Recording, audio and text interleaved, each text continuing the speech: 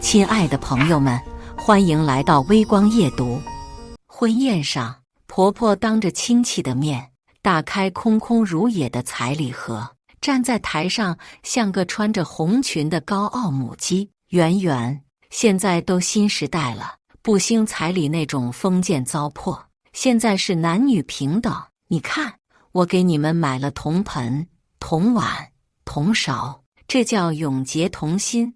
我爸妈在下面气得想要抱起，直接被我拦下。呵呵，那铜一氧化变绿了，可不能怪我了熬。接下来开始我们本期故事，记得点击订阅并开启小铃铛。今天是我儿大喜的日子，我这个当妈的真是激动到不知道说什么好，装模作样的拭了几滴眼泪。听到有人起哄，打开彩礼盒看看，他蓦然一僵。我爸妈还在笑呵呵招待亲朋好友，我却瞥见了沈雀和他妈脸上的不自然。直到我爸妈也注意到这边的沉默，盯着婆婆一脸不解。无法，婆婆只好拿着彩礼盒，当着所有人的面打开了。我爸妈瞬间不解地看着空空如也的彩礼盒。这时，她站在台上像是个穿着红裙的母鸡，一张一合的大红嘴唇，暗黄的牙上还有食物残渣挂着，让人看了生理性不适。圆圆，现在都新时代了，不兴彩礼那种封建糟粕，现在是男女平等。你看，我给你们买了铜盆、铜碗、铜勺来代替3金，这叫永结同心。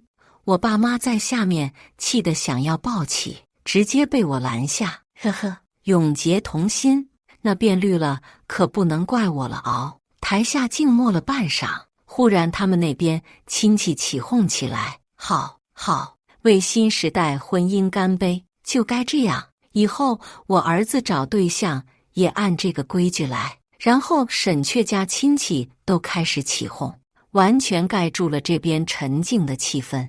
我爸气得当场就要走人，被沈雀拉住。爸，您别生气，我家实在拿不出8万8，才出了这么个主意。您要是介意，我以后赚了钱给您补回来。再说您看，圆圆已经怀孕了，你们……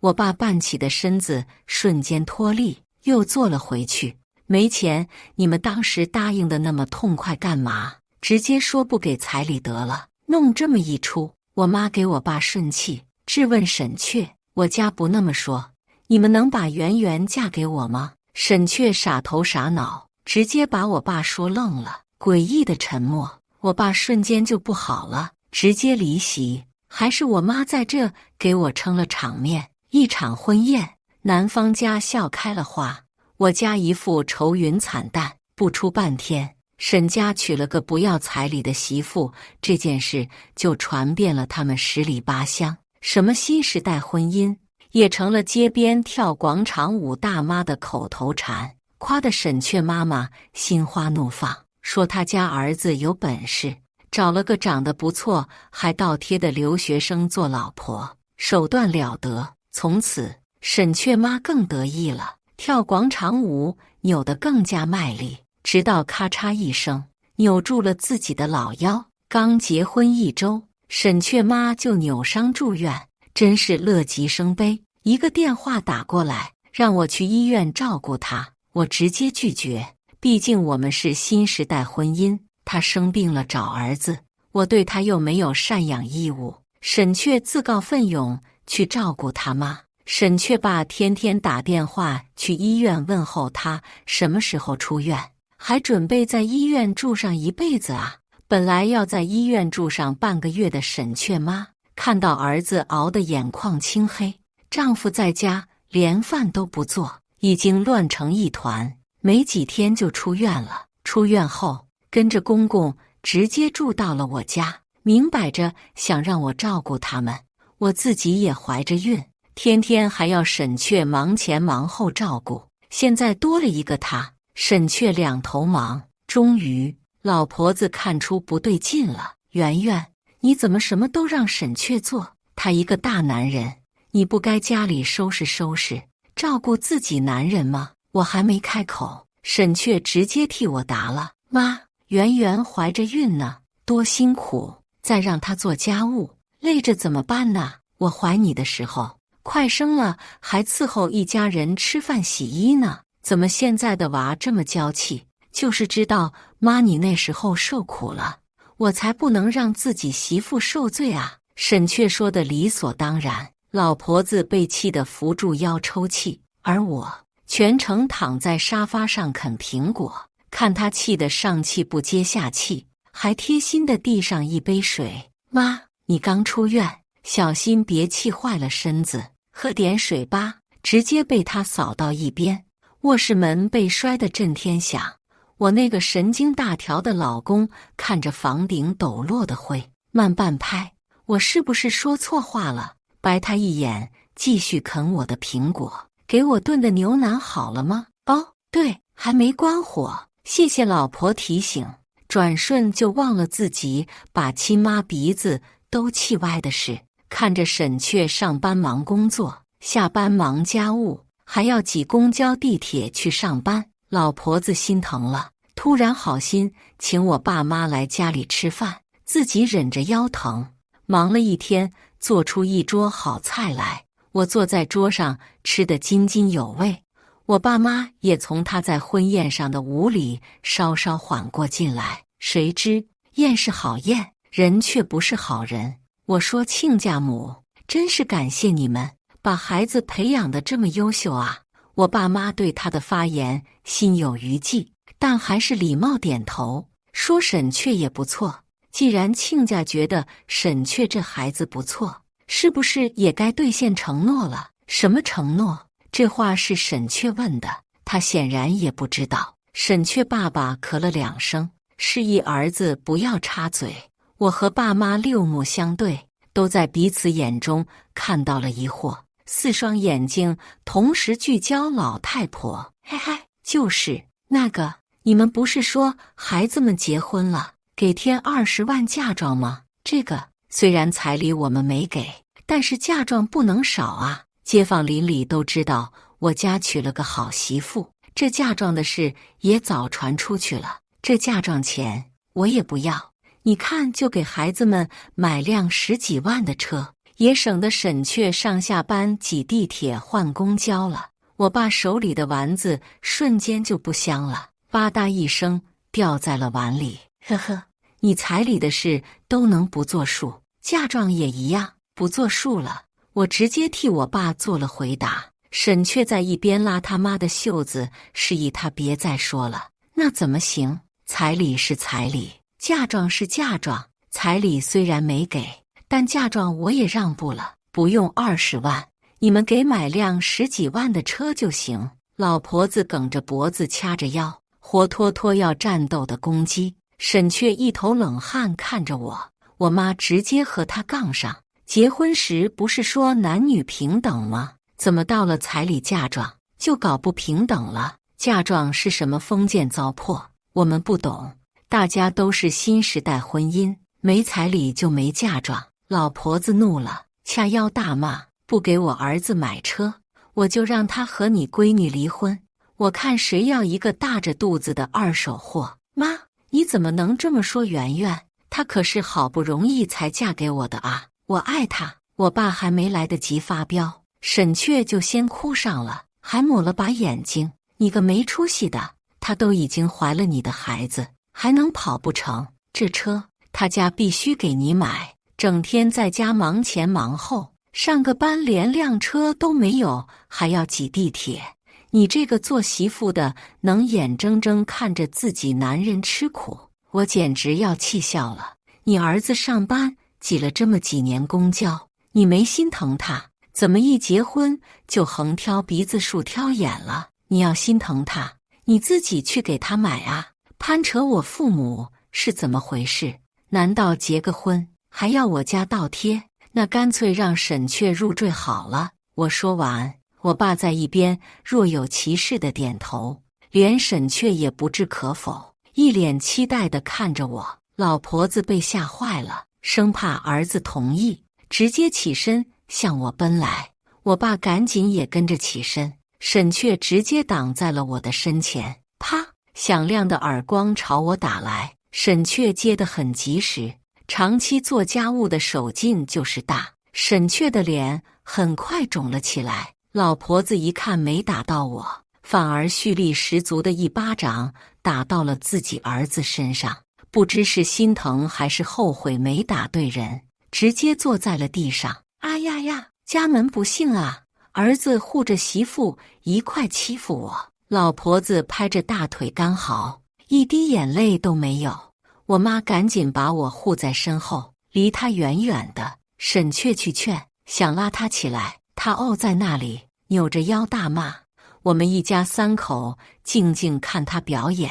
终于在沈却受不了拉他时，他用力挣扎，哐的一声撞在了桌角上。救护车呼啸而来，这次真是伤上加伤了。看着在病床上奇异姿势侧卧的老婆子，连我爸都不知道该可怜他还是该骂他。他住院期间，除了跟着救护车去医院那次，我一次也没去看过他，但不阻止沈却去看他。公公忍不住了，给我打了电话：梁元，你妈住院这么久，你都不去看看，像个样子吗？你妈还说等你生了孩子去给你带孩子呢，你这么伤她心，休想以后她会帮你，不来带孩子，正合我意。就算没这事，我也不放心让孩子跟着这样的长辈。我妈在我旁边看电视呢，好着呢。我说的是你婆婆，那也是你妈，你还有一点家庭观没有？抱歉，婚宴上没有改口，叫阿姨习惯了。再说我就一个妈，实在不能基因突变再变出个妈。老婆子为了省改口费，连婚宴上敬茶改口的环节都省了。另外，谁的妈谁孝敬，我和沈却是男女平等，您不用说其他，有事找沈却去。你就是因为没给你彩礼吗？你个留过学的，我们本以为你识大体，谁知道是个不懂事的。钱比亲情还重要吗？比你婆婆的健康还重要吗？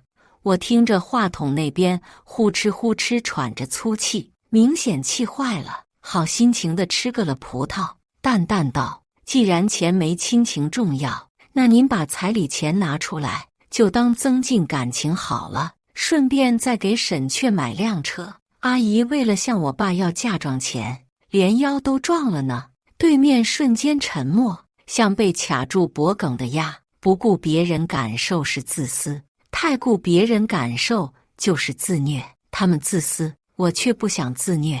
我所有的生活都是合理的，而我和他们也没必要相互理解。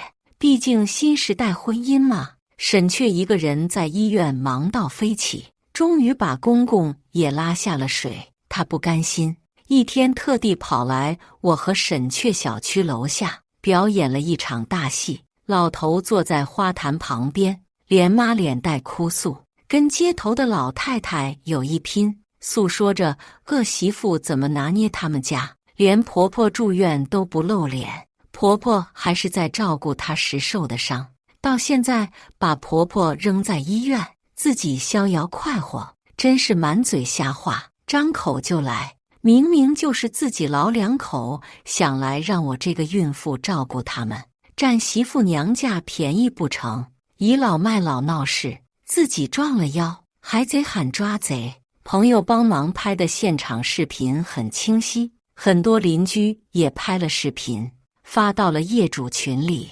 我和沈却在小区群也算是彻底出了名。当沈却知道自己出名后，简直是崩溃的想要撞墙，冲着他爸妈大吼，问他们到底要怎样。老头子趁机说是儿媳妇给儿子下了降头，弄得现在家不成家，简直是倒了8辈子霉。不知道是谁说这个房子业主好像是那个梁媛媛吧？群里刚才还在七嘴八舌吐槽恶毒儿媳的瞬间不再发话，也是住着儿媳妇的房子吐槽儿媳妇，这是本身就透着怪异。接着群里就是老太婆那天在家里惊世骇俗的言论。只见视频里她叉着腰，大言不惭要亲家出嫁妆给自己儿子买车，并且是在自己毁约不出彩礼的情况下，那一唱一闹简直堪比影帝演技。最后因为推让儿子，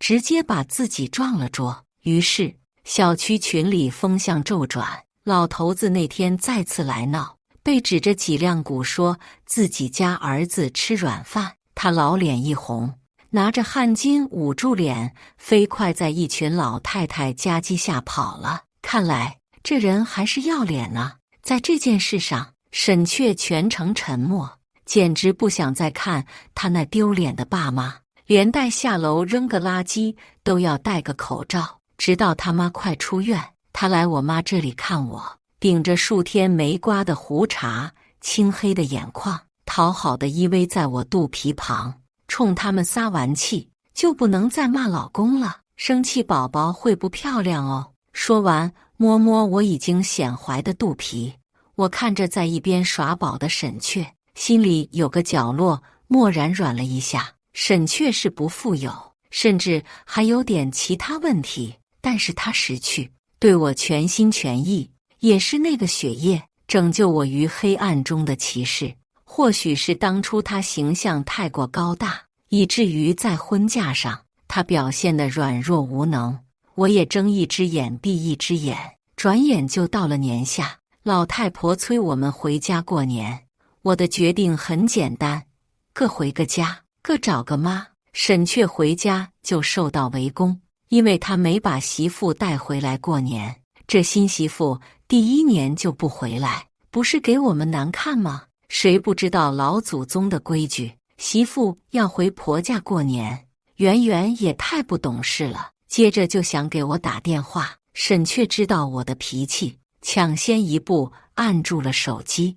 你们现在知道老祖宗的规矩了，那彩礼还是老祖宗定的聘礼规矩呢，咱也没给人家啊，连敬茶改口的环节都免了。现在圆圆在我面前提起你，还叫阿姨呢。当时您可是当着亲戚的面说新世纪男女平等，你不给彩礼，让后世个找个妈，互不干涉，连年节也一样，你忘了？老太婆被气得倒仰，只剩颤巍巍的手指指着自己儿子的鼻梁，在风中凌乱。周围街坊邻居过年少不了串门唠嗑，今天这家媳妇回来给带了什么好东西，明天那家儿子多有出息，看得老婆子眼热心馋。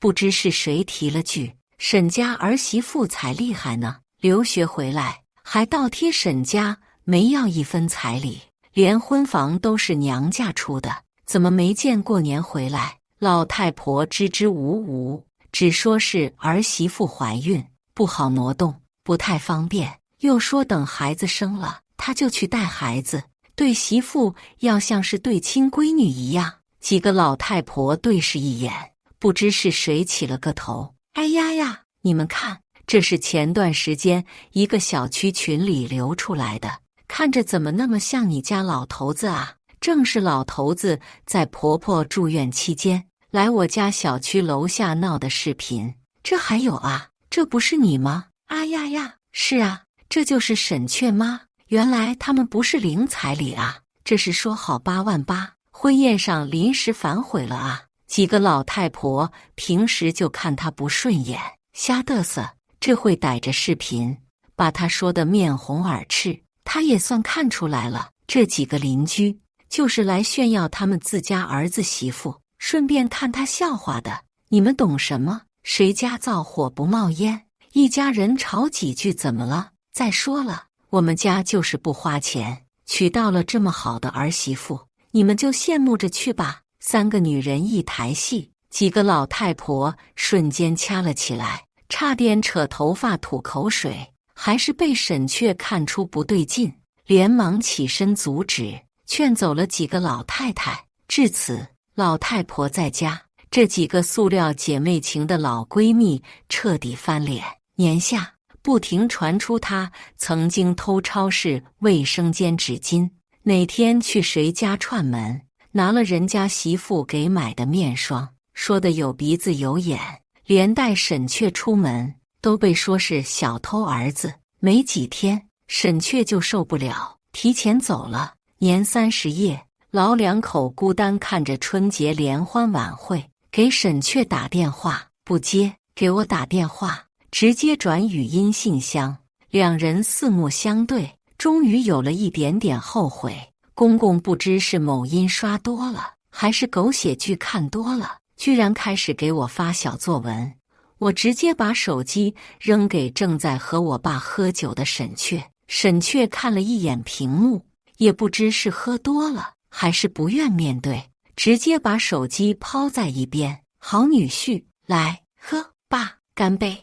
我和我妈相视一笑。今年的春节格外有意思。生产时，我们并没有通知沈家人，只有沈确和我爸妈跑前跑后，直到孩子出生3天，老两口才空着手来月子中心。圆圆呐，本来我是要来给你照看孩子的，可是你看我这身子真是不争气，腰痛的老毛病又犯了。不过我照顾哪有你亲妈照顾好，毕竟母女之间更贴心，也知道你心里想什么，照顾起来更方便，你说对不？来，让我看看我大孙子叫什么名字。老两口跟唱双簧一样，演大戏，我妈却笑得开心。不一会，老两口就瞪大了眼睛，不可置信的异口同声：怎么会这样？沈确。很快，老婆子就知道我妈开心的原因了，两个人大闹起来。我妈还是一脸开心，沈确怎么都拉不住他妈。这时他妈是直接往沈确脸上呼，说他不是个男人。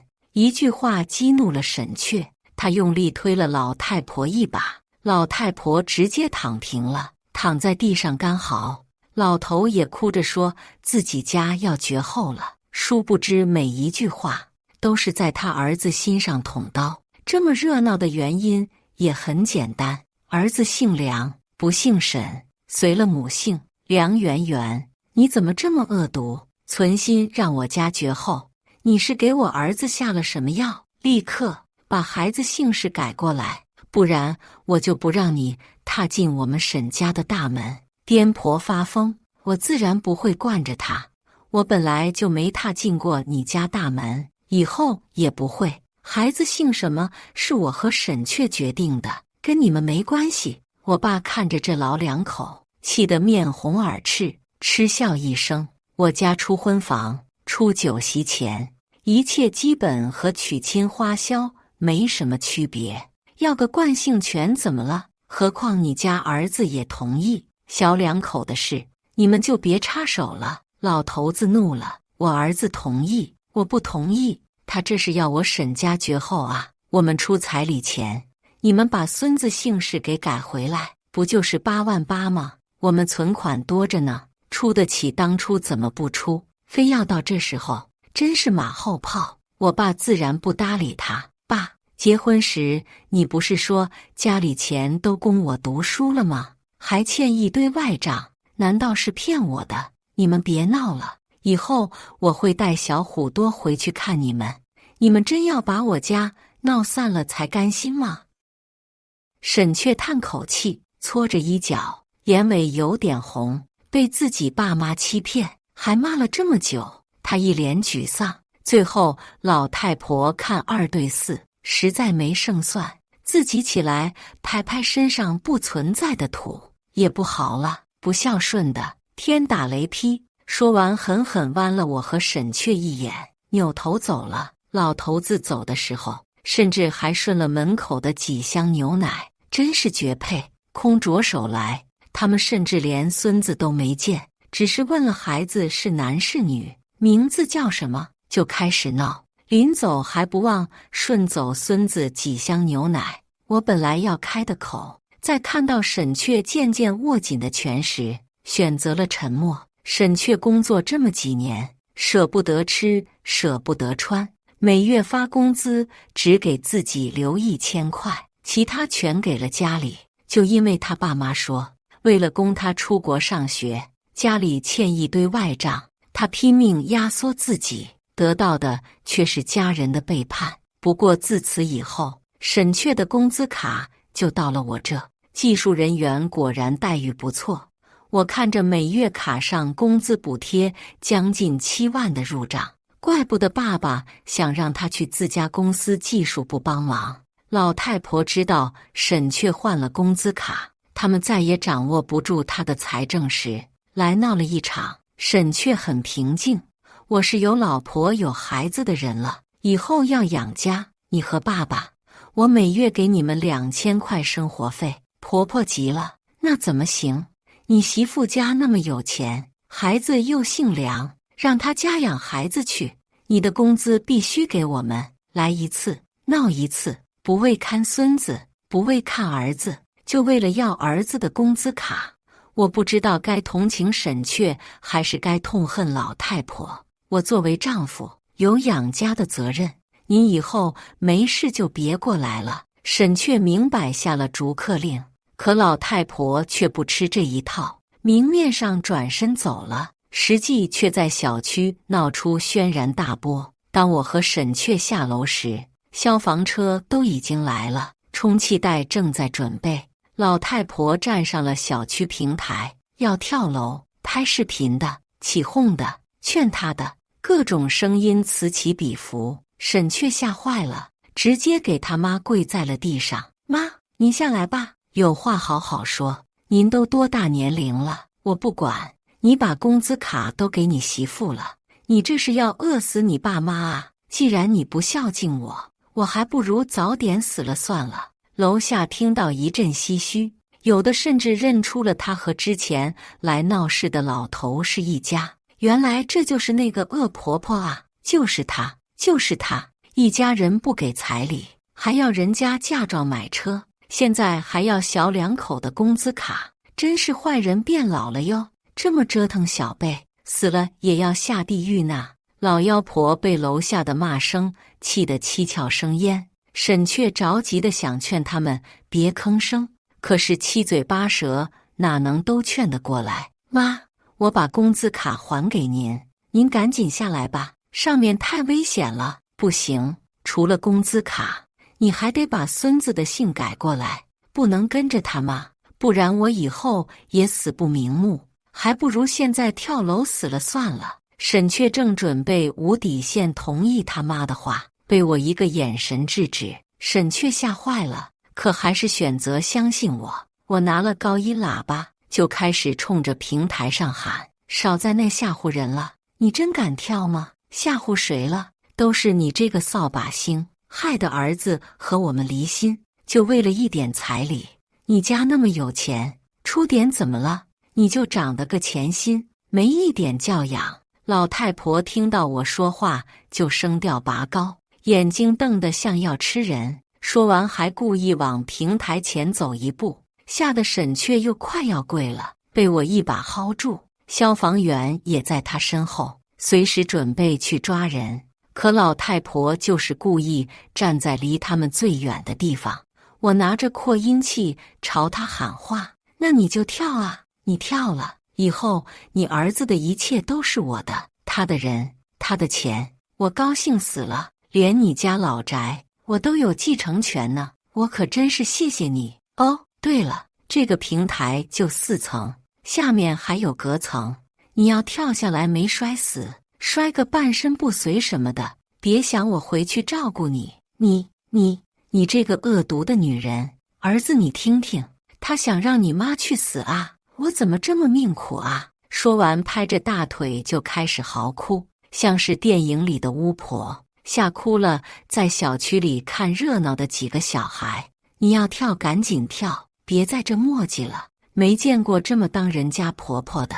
小区里不知是谁起哄，让老婆子更生气了，直接往左边挪了挪，想看清是谁在嚼舌根。消防员趁此间隙，直接拉住他腿往回拽，他拼命扑腾，还踹伤了一位救他的消防员，冲着人家破口大骂：你们就应该把我儿媳妇抓进去，抓我干什么？这种不孝的贱女人不得好死，你们不帮我老太婆也不得好死。最后沈却上前直接捂住了他的嘴巴，物业被吓破了心脏。至此，他们老两口被列入小区黑名单，门卫处大大的照片张贴着，禁止此二人入内。银行卡被拿走，我倒是无所谓，沈却反而整天不好意思，家务活全包，还答应了爸爸去公司帮忙。他就是个理工男，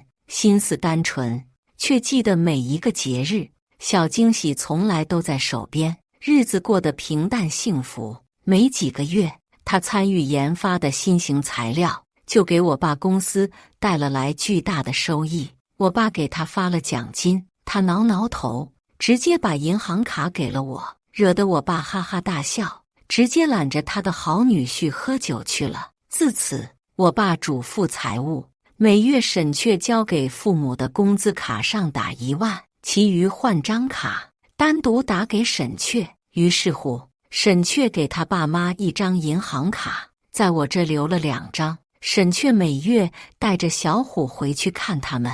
我们自上次跳楼的事不再往来。老太婆凭实力整顿了自己家周边的婚恋市场，听说几家相亲结婚的，男方上赶着去给女方家送彩礼、买房子，谁提起沈家都心有余悸。结个婚，因为耍心机不出彩礼，儿子过年不回家，媳妇不回家，连大孙子的惯性全都没了，跟孤寡老人有什么区别？太恐怖了！结个婚，儿子没了，这不相当于自家猪养得膘肥体壮，被人家白菜牵走，还是不还回来那种吗？自此，老两口在街坊邻居面前彻底抬不起头来，再也没人提他家儿子多有本事，娶了个倒贴的媳妇，谁聊起来都说这福气不是一般人能想得起的。老太婆的脸被打得啪啪作响，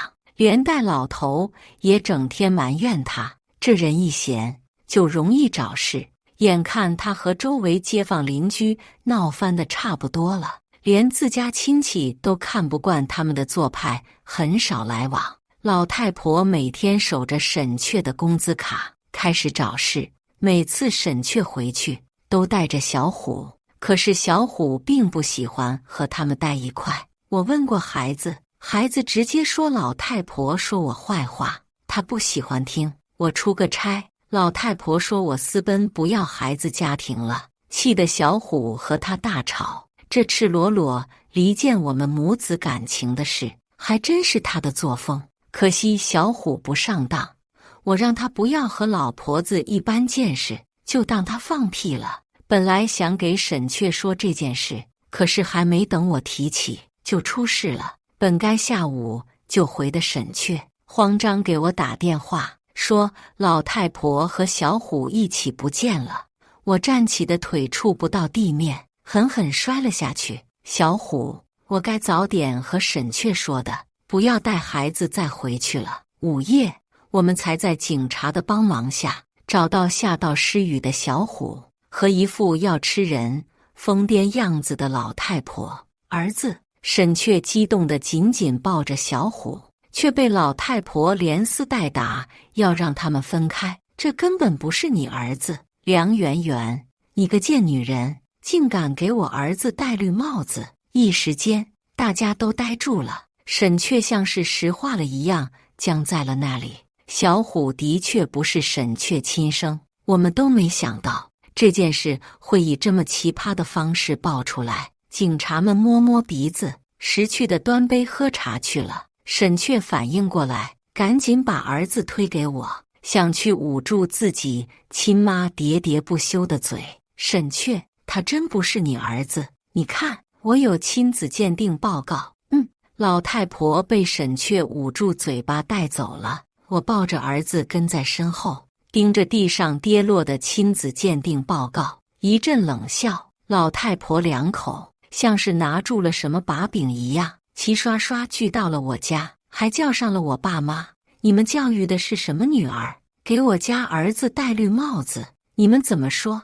老太婆趾高气扬的模样，让我想起了婚宴上她像只红色的母鸡，当年站在台上也是这副表情，所以贴心的拿出当年他买的铜勺、铜碗，给他沏了碗绿茶。他看着勺子上泛起的绿色不明物质，更气了。这什么脏东西，绿油油的。我贴心解释，这不是结婚您给买的铜勺、铜碗吗？寓意永结同心，放久了自然就变绿了啊！哗啦，掀起的茶碗洒了一地的水。我爸扶额摇头，还是这么没一点礼貌。谁没礼貌？你家闺女做了见不得人的事，下贱！到底谁不要脸？别说了，我求你们别说了。爸妈，你们要把我逼死才甘心吗？沈却捂着脑袋崩溃大吼，吓坏了他们俩。怎么会是逼你？我们再给你讨一个公道啊！今天他们家不给咱一个说法，我就敢去宣扬，看他女儿跟谁生了这么个野种。我刚要站起来，这对嘴贱欠收拾的恶公婆真是没脸了。谁知沈却拿着张纸，直接跪在了他们脚下。爸妈，求你们给儿子留点脸面吧。说完，把手上的纸递给他们。两个人看完，面如死灰，老头手抖得不成样子，老太婆捂住腰，险些站不住。沈却不理会他们青灰的脸色，像是视死如归一样，自顾自地说着：我没有生育能力，这是我和圆圆去做的试管婴儿，孩子的确和我没有血缘关系，但我爱他，谁敢伤害我儿子，就是跟我为敌。接着讽刺一笑，看着自己爹妈摇摇欲坠的身形，再补上一刀：你们真的绝后了。自此，我的生活彻底回归平静。中秋节那天，我接到了一条陌生短信：斗了这么多年，还是你赢了。我们家上辈子到底欠了你什么，要这么祸害我们？仔细辨认，是我早已拉黑的婆婆。斗，她配吗？她送的铜盆，给我家旺财做了饭盆，也挺合适。儿子小虎自从受了那次的惊吓，再也没去过他们那边，连沈却也不再回去了，只会给他们打钱、寄东西。男人把自己面子看得最重，当他们不明所以，撕下最后一层遮羞布，逼迫自己儿子把没有生育能力这件事摊在阳光下，就是把他的自尊彻底踩在了泥土里。沈却再也不想看到自己虚伪的父母，与此同时，对小虎格外好，生怕当初的悲剧在儿子身上重演。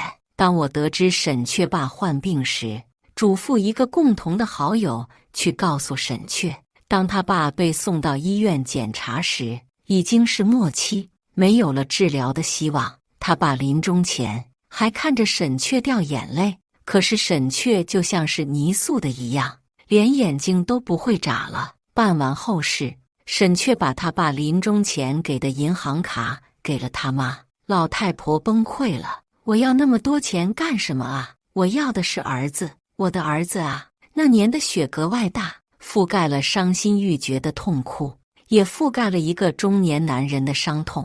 我带着小虎去买糖葫芦，遇到个包得严严实实的老人，在雪地里和一群孩子嬉笑玩耍。小虎说：“这人的糖葫芦好吃，还不贵，2元一串，便宜到连成本都不一定顾得住吧。”可是我却拉着小虎走了。小虎说：“那个人喜欢小孩子，每天卖糖葫芦就是为了和小朋友们玩。”我看着那佝偻的背影，没有告诉孩子，那年他的奶奶为了破坏我的婚姻，带他去做亲子鉴定。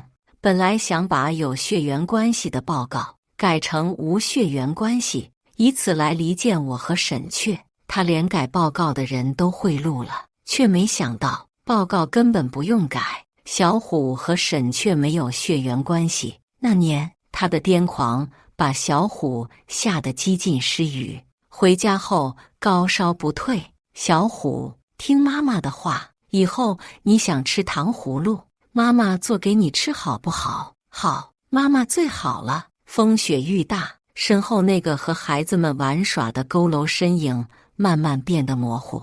早知如此，何必当初？感谢大家的观看，本期故事精彩吗？欢迎大家在下方评论区吐槽。如果你喜欢这类故事，记得点击订阅微光夜读，并分享给更多的人，这会对我帮助很大。再次感谢大家的观看。